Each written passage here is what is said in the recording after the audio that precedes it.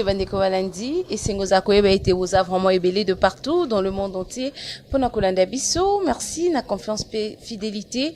Donc biso bino bozala pembe na pona biso petozala toujours pona bino pona kotenir bino informé ni nezoleka awa na Congo RDC mbokananga na Grand Lisolo ya mkonelelo na zanga mongote na zana maître Mardoché. Avec lui on va parler actualité politique. Bonjour maître Mardoché. Bonjour Madame Vanessa, bonjour Sengo Makasi. On a rejoint sur le plateau au Kitoko parce que la fois passée j'étais vraiment content par le fait que l'émission Nabiso Balanaga Makasi et que tout ça au service du peuple, proche de la population, pour envoyer sa population Nabiso vérité, pour envoyer sa paix gouvernant Nabiso vérité, pour besoin Nabiso peuple. Et c'est la prise en considération et que Congo est tombouama. Congo ekende liboso ezala Congo ya aventure te ezala Congo ya kabilisme te ezala Congo ya tshisekedisme ezala régime ya délivrance régime ya sika oh bato fo ba mona clair bazana na santé kitoko balata bien batabona na manzela asphalté ngungi aza te courant eza ma eza okolongwa awa okeba province mususu na nzela makolo ozumutuka oza à l'aise. Donc c'est ça le Congo que nous avons besoin. Congo wana kozala possible que ceux qui tozu ba gouvernant oyo bazana makasi na bolingo mboka. Pas ba aventurer bazana posa ba vivre mabumo. Ala ta ceinture à cuir, ala ta costume bien, azala bien te. Toza posa ba gouvernant oyo bazana posa ba mona ba congolais bazana en bonne santé. OK. C'est ça un bon père de famille, pas des aventuriers. Merci beaucoup, maître Mardoché.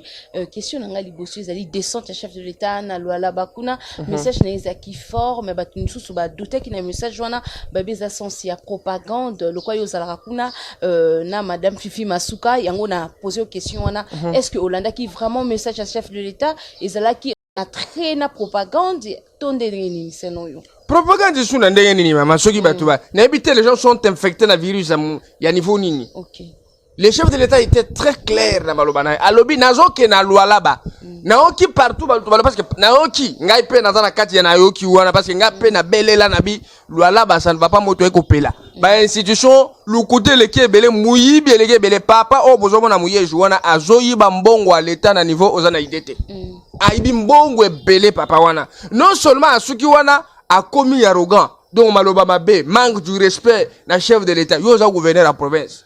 Oza gouverneur moko parmi les 26 soit manquant du respect à chef de l'État. On remettre en doute ma compétence à chef de l'État. Mais non, aza mayele te, aza compétent te, aza d'expérience te. Avana ndako papa wana ni mutoloba biloko wana.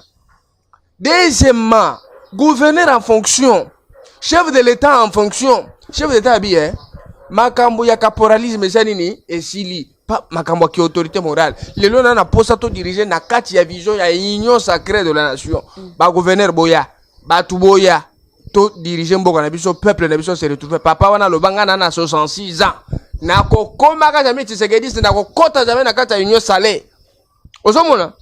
Biso to kamu to bi mais to comprendre te. Nto kana azaka na ba plan machiavélique. Yende mutu ba préparer ka pa FCC na 2023 elo kwa liboso. Elo kwa mibale. Mama na zo biso ba entreprise minière nyonso, ba société minière nyonso e futa kapaku mais pas kuwane ke na pocha moyeji na famille na ye. Pour preuve, compte du trésor ya province à Lualaba. Eza financé, eza alimenté na taxe ya entreprise moko TFM.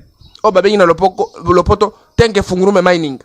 Société wana nde kota ka bataki on les reste et que na poche na yango no moni loko wana et corroborer na existence ba compte fictif compte wana za soki 70 compte wana ba mbongo kota ka kuna parce que il faut na biso loko moko oyebike province loko la Lualaba et dépendaka na redevance minière et ça peut ba taxe loko ba province nyonso ba vignette ba taxe de concentré biloko nyonso wana izali mais et que les kaka inaperçu tout le monde en place et ndate seul mouye je n'aime toi yebi mabe loko mususu to ça na hôpital munene na mwangeshi hôpital wana mouye jateka 2 hectares na papa moko comme na Ibrahim 2 hectares wana po anini to mi posa ba question to bi nécessité nini ateka on a 2,600,000 ye moko yoko wanga na bi eza 2,600,000 te eza 1,80,000 mais ministre la santé le bi te eza 2,600,000 point anini oteka oto teka te to defisa. Maman, bazo tonga ba magasin place on ka pas Ibrahim moko wana. Province alors avec papa mouye Jojo mona wana. Eza na nyongo ya 83 millions de dollars. Tomi mais to sera 10,800,000 ya redevance par mois. wana province kaka lo wa institution parce que na kati ya province tozana eloko tobengaka imbrication des institutions donc na kati ya décentralisation tozana ba ETD entité territoriale décentralisée kwa ba commune ba chefferie ville ainsi de suite yango pe soka ba redevance na ngonga na yango yango zaka mensualité za annuel et soka pe ba 10 millions na so ebisao 10 millions ya francs mais 10 millions ya dollars mais tomi mais ba redevance ebele boy ba taxe ebele ba avantage ebele pour ani province ko na ningo ya 83 millions et là ya mi balé na kata 83 millions et ça 26 millions de dollars o moyen jabimisa kosa bato bi tosala bilanga biso to ndima de bokanga lozo ya biso ya lwala bezaka projet Murikita projet wana za mutu a soda colonel Murikita un grand entrepreneur dans le secteur agricole à sala bilanga na ya 3500 hectares moyen jabi a cautionné ngeza il faut na pesa yo 3 millions de dollars o pesa nga masango oyo eza la tracteur eza la carburant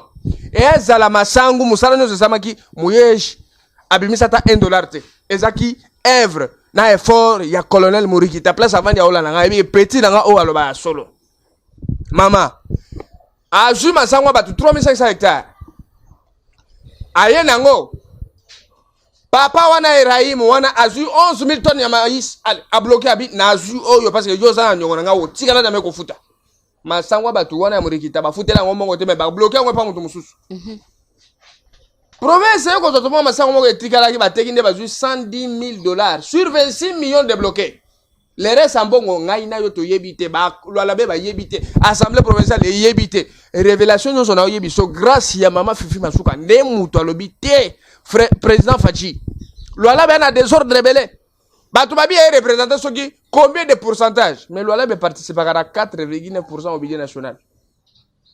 Oyo okatanga ezata na ba entreprise locale là ba tena ba recette locale là ba te patana 10,9%. Ce qui veut dire c'est un grand échec pour le grand Katanga. Oui, mais siko to le banoli comme chef de l'état. Na pesa ko ba détail wana po yoka. Mais ça siko chef de l'état yena ndeni parce que entreprise minière et belé za kata là na lobi ba contrat ezala ki mal signé. Ezaki ba contrat bololo. OK. Contrat mo eza diabolique pour na ko privilégier ba intérêt ba expatrié. Une catégorie, une poignée d'individus, yango ne badoko bénéficier, yango no moni batu ebele bazo agiter na kato FCC wana.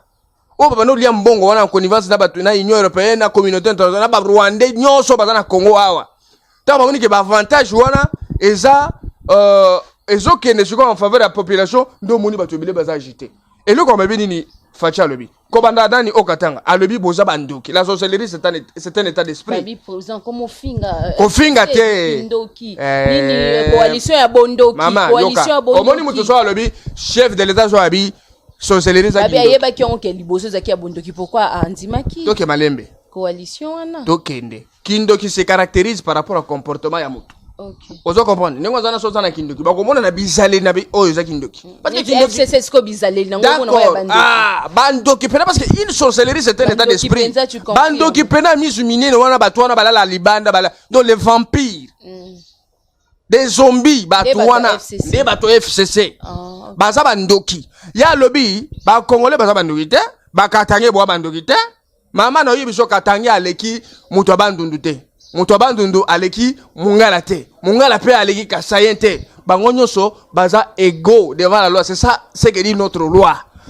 Batu bazo se victimiser le quoi na moni ba katange parce que ba katange batanga, il y a des katange qui réfléchissent comme des Congolais. Des katange intègres, baza pena bazo inspirer, bazo belé makasi na osité ba komona bango te. Vous comprenez? Bazali. Donc état poigné moko ba katange non converti. O ba limba bibisa honneur à katanga, chef de l'état finga katange te. Alobi batu oyo bandeko na biso tozaki na bango na kati ya coalition. Ba se comporta le roi bandoki. Donc na idée na bango kindoki. Comportement na bango zaki ya kindoki. C'est pourquoi on appelle ça sorcellerie par rapport à leur état d'esprit. Na kati ya vision ya KFCC. Ezaki kindoki. OK. Si qu'on a kata union sacrée, yo moko yoki eza union sacrée. Donc eza union eza na kindoki te, eza na kimuyibi te, eza na détournement te. Eza sacré. Donc c'est une gestion saine, 5 tous, mise à part. Et ça n'a pas caractéristique nango, c'est que tous les dirigeants ya sika. Dès que tu l'as dit, tu as renouvellement à la classe politique. Tous les toi sika. O bazama yel balini mboka. Bato ba yebi ke tala Congo zaka dirigeant na miyibi za tel. Et ça na bandoki tel. Biso lelo, on va se servir des erreurs des autres là. Pour na gestion na biso na kata union sacrée de la sacrée. tanga ke loi là-bas alobi loi là-bas des autres ebele kaka ne na ibisio na beti di solo na biso muye tata na bande kwa l'état ti le 5 ministères efutelaka efutela na bande kute mais ba ko sa batona ba vidéo mo lukuta awa ozo comprendre et récemment lobi na landi moi élément mo journal les gars na lola ba lobi muye jinenga zana akena rapport na contradictoire na loi là-bas et na IGF ba lobi aza clean les longa na zo ebisao ndenge zawana il faut muya bongisa déjà moyen de défense pour répondre les besoins de justice c'est asa muyibi ya ba sourire donc mutu azo suisse o makila mais azo la yisomino c'est un grand détourneur de fonds ya aza pena papa ya ba détourneur tout ya Congo aza icône yekutu ako parena ta matata pon ya ona monaka on dit qu'ils se ressemblent Zoé Kabila matata pona mouye, c'est un trio magique. Il y a des détourneurs de fonds. Merci. On comprend. Donc, message à chef de l'État dans la loi, ils pona la remise de l'ordre. OK. N'a qu'à confirmer Fifi Masuka lokola ange de délivrance, il y a ba institution na ya loi là-bas. Ceux qui moutouye mo kaza délivrer, il faut pas passer gestion et loko wana po akomisango à bon port. Parce que dans une minute, il n'y en a pas deux comme Fifi. Okay. Là-bas. Merci beaucoup, Maître Mardoché. Tu as solo, il y a proposition, il y a loi, il y a Peter, il y a Noël Tiani. Oyo, Ezo, ça l'a toujours buzz. Ezo, pourquoi proposition là? Pourquoi Kalanyo son salamate? Est-ce que vous allez pour proposition, il y a Noël Tiani? Je suis très. Yo le bi pour nga le bi très. Donc, j'ai même un degré d'adjectif. Dans le bi, nazali kolo, ko le kakutu Noël Tiani, nabi ngai. Si ça ne dépendait que de moi, et que nous avons l'Assemblée nationale, et Rome, Balamoko, Loawana, et c'est les cas dans le Sénat, Balamoko, et Zaga. Maman, nous avons souffert pendant 18 ans. Problème, il y a identification douteuse. Il y a ba nationalité, il y a ba origine, il y a ba tout. Il y a eu infiltration, il y a ba Rwandais, nakata armée, na la police, na ba service de renseignement. Ba Rwandais, ba zebele ti lelo, bazali. Ba Ougandais, bazali. Ba Malien. Oui, que tout souffra awa. Na Joseph Kabila l'origine douteuse ba tuebele baloba o aza congolais mususu o aza rwandais maman on en a marre de ces histoires loi wana est avantageux pourquoi parce que ils ont favorisé la sûreté de l'état l'assurance attention ba tche congolais aza illettré attention ba tche congolais aza incapable mais na kati na aza na logo moko oyo e ko benda ye na conscience bi mboka oyo za ngai. Je ne peux pas le trahir. Mais c'est qu'on dirait moi si Alobaki que Azali américain a confirmé que Noël Tani Aza Congolais est américain. Ah, yo moni Noël Tani Aza Mundele.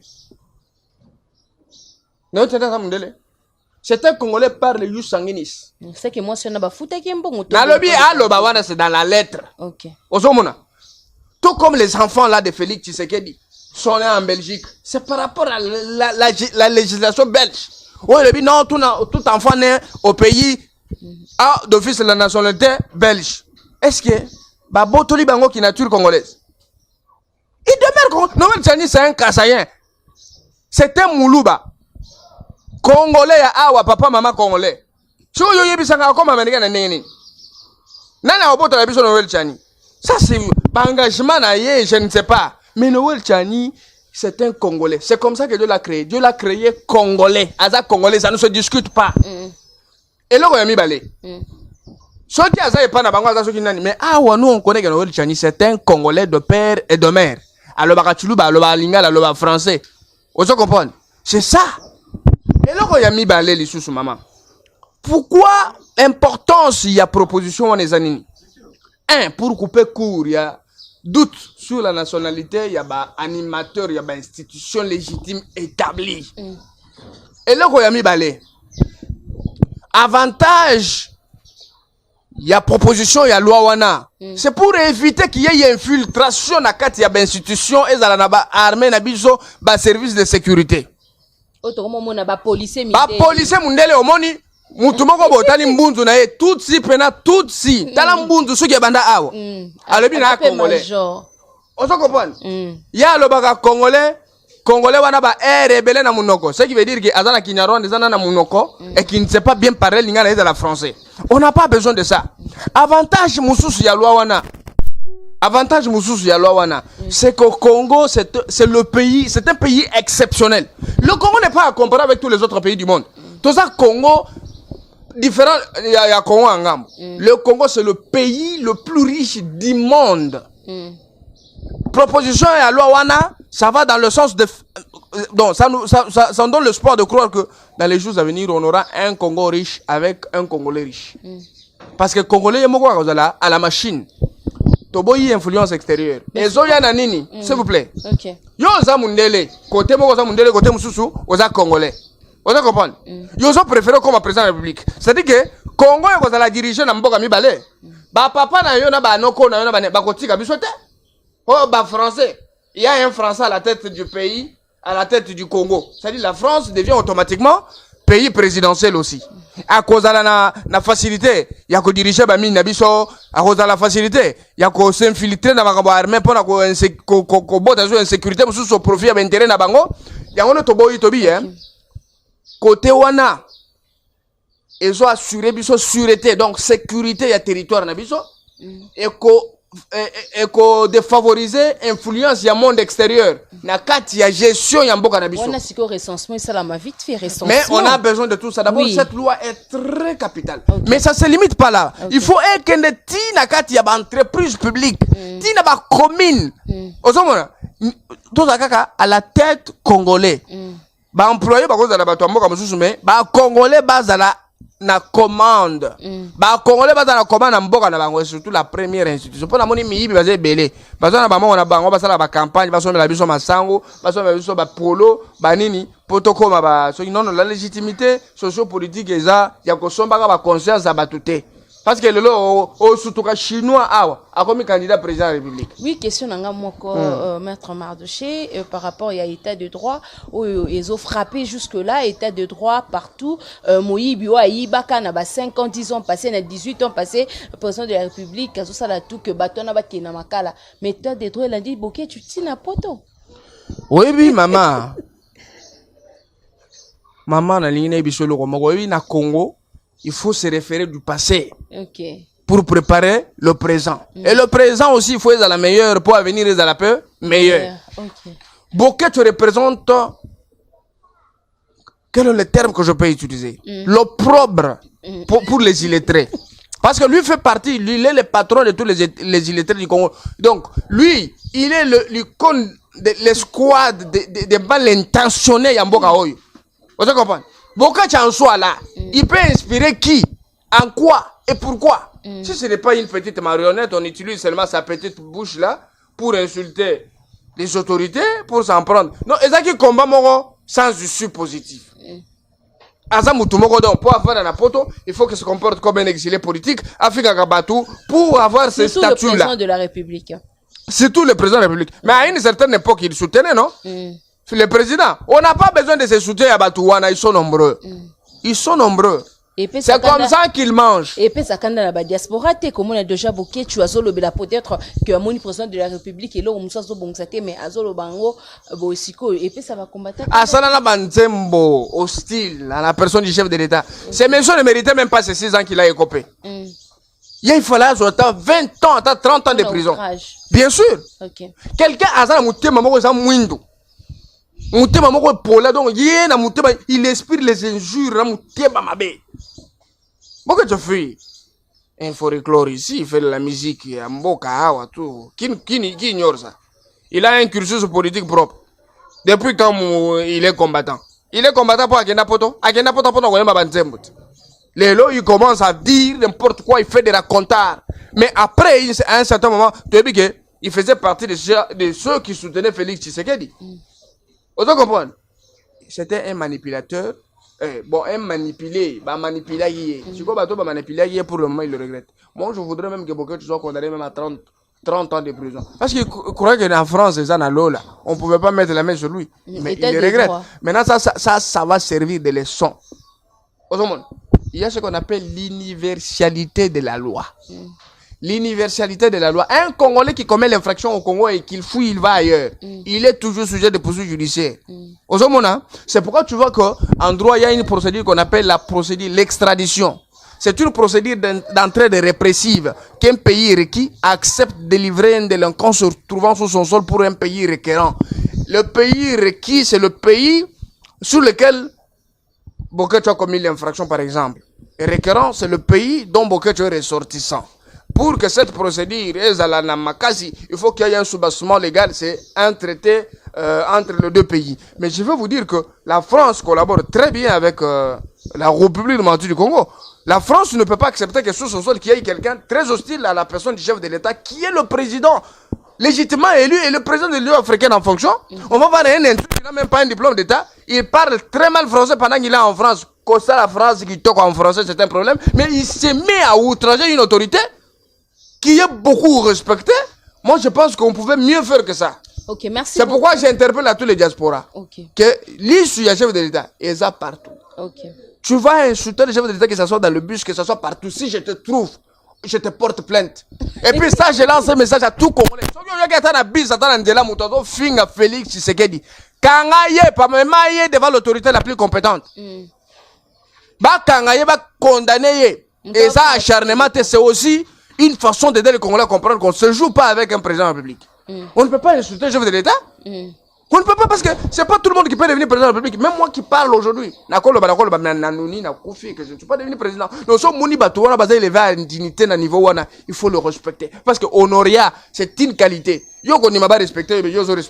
Merci beaucoup, Maître Mardoché. Parlons maintenant de la sortie médiatique. Il y a Paul Kagame, où le président de la République a lobby malobamon qui est touché population, sur le chef de l'État, Alexis Bondekonaye, na Paul Kagame, à Kanbakantia, qui a apaisé les Congolais, mais malobanaye et sali passe que le vaillete, bazo entretenir ba bonne relation, azo entretenir ba bonne relation, na mutu oyo, bango nyonso ba Congolais nyonso ba yebi que mutu azo bo Bandekona biso ya Est et Paul Kagame.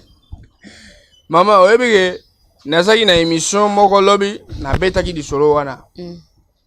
Les Congolais qui me regardent, il faut pas yokanga bien. On ne peut pas se comporter comme des comètes mortels. Nous connaissons qu'il y a ce qu'on appelle la responsabilité pénale d'un État en droit international public. Osomona, ceux qui mutu, ceux qui État, le Rwanda, ils sont impliqués dans le massacre à Est sous le plan de droit. C'est-à-dire que l'armée rwandaise, la police rwandaise, bakutaki bango na Est, ensemble na ba groupe rebelle, bazoboma, Congolais. Wana, je ne suis pas sentimentaliste, je ne suis pas politique, je suis juriste. Ozomona, ceux qui bakuti batuana, et qu'il y a des indices sérieux, il y a culpabilité, il y a Rwanda. Alors, baza lésé, nini, porter plainte devant les juridictions compétentes avec des éléments à charge pour na babenga Rwanda à réparer préjudice causé. Ça c'est un groupe rebelle rwandais. Oh, ils ont ça avec la bénédiction, il y a Rwanda. D'une manière ou d'une autre, et que les liens entre le groupe rebelle avec l'État rwandais est établi. C'est aussi un élément de taille. Un groupe rebelle ougandais, et qu'il y a des éléments qui les accusent. C'est aussi un élément de taille. Soit une communauté internationale ensemble avec le Rwanda. Ouganda, Burundi, groupe rebelle. Cherchez le lien. Oh, ils sont liés Batouana. À l'Est, les traduire en justice. Ça, c'est un point. Et là, comme Soussou, l'agitation, il y a Kagame. Il s'agite pourquoi? Parce que depuis tout ce temps, Kagame a le battu. Tant que chef de l'État a décrété état d'urgence, oui, des sièges, au lieu que Kagame a clignoté. Il fallait se défouler. Alors maintenant, voilà, Rwanda est engagé. D'abord à l'est du pays, génocide des athées. Mais moi, personnellement, mon cœur avait saigné.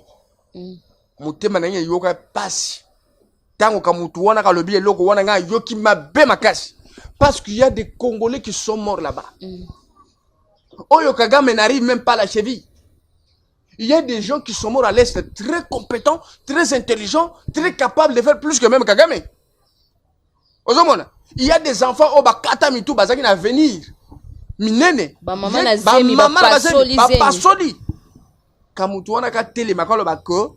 Non, ndenge zabongo il n'y a rien qui se passe là-bas et ainsi de suite. Maintenant le chef de l'État Félix Tshisekedi, c'est un président de la République. Ce n'est pas un ministre. Aza muto société civile te. Aza jale lui te. Aza leader d'opinion ou soit penseur libre, non. C'est un président. Il a sa façon de se comporter selon les casquettes qu'il porte. Président. Patron Yakagame sur ce point-là. Deux, lorsqu'il a dit que j'entretiens de très bonnes relations, c'est que les chefs de l'État étaient dans le processus diplomatique d'avoir de bonnes relations avec tous les pays voisins. C'est aussi un élément pour éradiquer l'insécurité. Parce que, pour oyeba ennemi bien, pour ça na place Azali, pour ça na pembeni, pour étudier, et les Français disent, c'est lui qui connaît les autres est intelligent, et c'est lui qui se connaît lui-même est sage. À moins que tu sois illettré, pour remettre en cause de la réponse du président Félix. Mais il a agi en toute sagesse.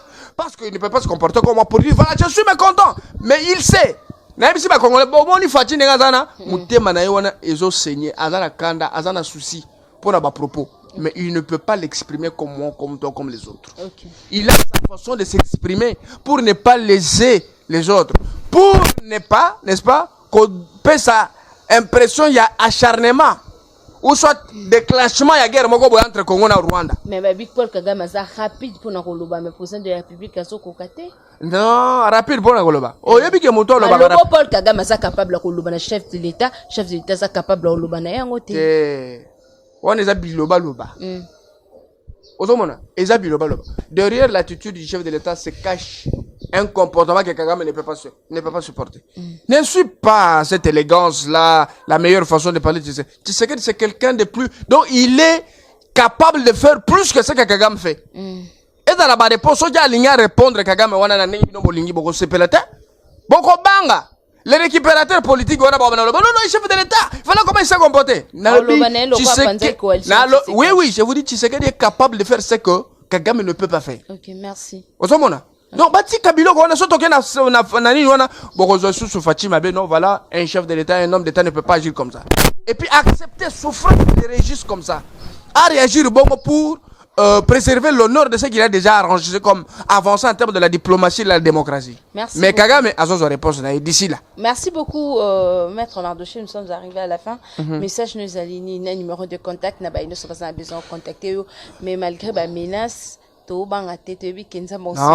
nani akoya obomanga ngana akamwena nsapu scientifique kutu a partir de lo banda ko beka ngana akamwena nsapu ndeko mona nga sika obanga bagima non na obanga nani babi ba olukso ba bomanga ba bomanga ba ozwanga te lele biso ngana akamwena nsapu scientifique c'est très difficile nga banga muntu te ngana banga nzambe les autorités on le respecte on ne peut pas avoir peur de dire à quelqu'un la vérité Congo ezaye Congo ezambutu te Congo za biso nyonso. On a besoin de voir clair dans la gestion de nos institutions, il y a des ressources. Les Congolais basent à la kimia, basent à la JTT. Les chefs de l'État, on a eu un chef de l'État, Oyayebi, toute classe sociale, n'a mot de vie au bas Congolais va traverser. Ayebi, situation à Est, Ayebi, à son niveau, qui sont impliqués, qui ne sont pas impliqués. C'est un chef de l'État qui réfléchit avant de dire quoi que ce soit. Bon, dans la confiance dans le président Nabino. Au moins, nous sommes à moi, si nandako. Moi, c'est ça qui toque, bien. Abote le ban, attention à Salim Abe, kokine o teke libanda to webisa mutu teke, voilà comment ma femme se comporte. Tu exposes ta famille. Ozomona, édifie ta famille, édifie ton pays. C'est-à-dire que ton pays, attention à la lanzala. Si tu es en face d'un étranger, dis-lui que mon pays ça va. J'ai un pays le plus riche au Batouba Konvata Kalibanda. Arrêtez de critiquer votre président partout. Faites des critiques positives par rapport à la gestion. Ozomona. Ah, numéro 09 73 27 84 73. J'ai dit 09 73 27 84 73. C'est mon numéro. Mardochien c'est les. Il y a un bengi ba Congolais nyonso à la vigilance. Congolais à la mayele. Congolais changer façon de roloba. Tika roloba Congolais changer mon colonini. Qui ça changer mon colonini. Non plus. Même si le gouverneur de Kin là, bientôt nous voulons qu'il quitte son poste là. Il faut qu'il soit chômeur parce qu'il mérite pas Kinshasa. Kinshasa mérite quelqu'un comme moi seul. Parce que Nayebi, là où je peux mettre la main et puis changement est ineffiable. Il est en train de tromper Fati à tous les niveaux. Et puis Naoki Batobazo le Bano Azam Ninga Fati. Non, Fati n'est pas ami à personne. Il est ami aux Congolais. Il n'est pas ami à un individu. Mais écoute, moi je soutiens l'honorable Mike Moukebaï dans sa démarche. Et puis bientôt, Naïbi c'est honorable. Biso tozo banda contrôle pour na qui s'assoit dans la élément. Tout le qui s'est au tobo solo avec un gouverneur comme Gentina à la tête de la province. Ça, donc ils ont fait espoir à croire même la peinture de Mandela Barochata. ozomona merci beaucoup donc toi na posa que Congo etombwama Congo ekeliboso voilà tozana ngo Congo ezala lokwa Paris ozala Paris na bato lokwa biso kota na ba hypocrite les gilles voient caméra pour nous flatter ba autorité non l'argent ça c'est le nôtre. On a besoin que les institutions soient debout selon la vision du chef de l'État. Merci beaucoup, maître Merdoché, Yakole Kaleo, na émission Nabiso. Merci aussi, Nabaïne Sovaza qui tourne à Bango, pour nous coller grand lissolo. Yamkonelelo, vous continuez toujours Kolinga Elite Télévision. Abonnez-vous massivement, très très massivement sur Elite Télévision. Sobo CV na ba image, Yamkonelelo, Topé Sabongo. Merci beaucoup. À Gaël Oumon Fortis, merci aussi, Nababonné tout. Nalinga Rabino vraiment Ningi, numéro de contact Nabiso affiché. Bobenga Biso, toujours bon pot. D'ici là, portez-vous bien. À bientôt. Bye.